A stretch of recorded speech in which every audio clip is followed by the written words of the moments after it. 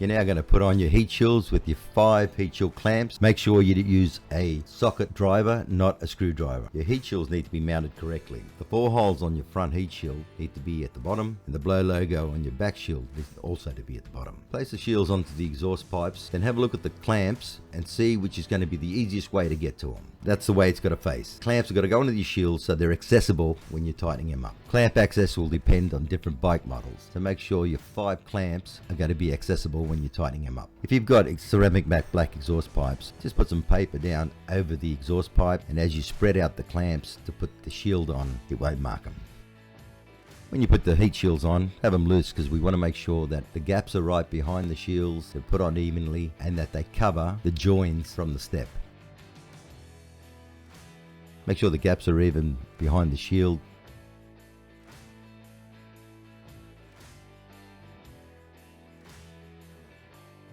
Have the bottom of the heat shields even as to cover the welds.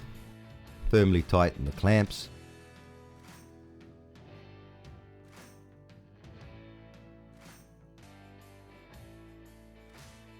If your system has copper heat shields, do not wash with detergent or use polish. The shields are covered with Everbright Protector Clear to prevent them from tarnishing. Please follow our instructions on maintenance, cleaning and care of copper heat shields. With showroom chrome or ceramic matte black heat shields, you can clean as normal.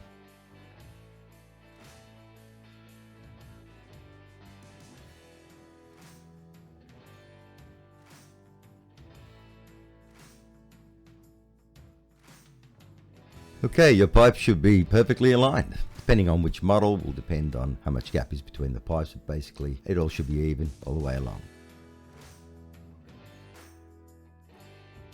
Time for your test ride. So start your engine, make sure there is no exhaust leaks, everything looks right. Don't rev it, don't let it idle for long periods of time in an unventilated room or while the bike is stationary. Your test ride should be 10 minutes, that's all, just let the engine get to operating temperature.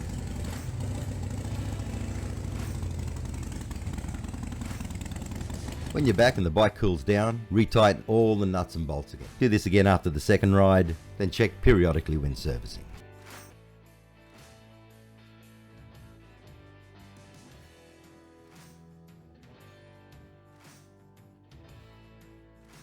Thanks for your support.